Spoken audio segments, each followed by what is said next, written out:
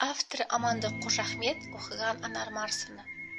Ешкімде ренжімей мұңайып, біреуден естімей мұңайып, барша адам әлемде өмірде бақытты болуға лайық. Берілген бақытты кемдеме, көңілді күлкімен емдесе, біреудің бақытын қызғанба, бақыт бар менде де, сенде де. Неліктен күйзеліп жүресің, бітпесін жақсылық күресің. Бақыттың балында әр күні, өйткені ол сенің үлесің. Күтпеген сан жылдар санапта, әр секунд берілсін талапқа. Бақытты бола бір әр таңда, қанекей дәл осы сағатта. Бәрін ал қымбатын жақұттың, қадірле өлшемін уақыттың.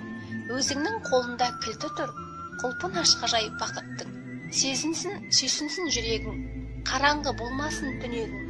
Жарқыра жадыра жайнағың, бақытты Алладан тілегің. Мекендеп жүргендей пейішті, жаттанып көңілдер түйісті. Барша адам әлемде өмірде бақытты болуға тиісті.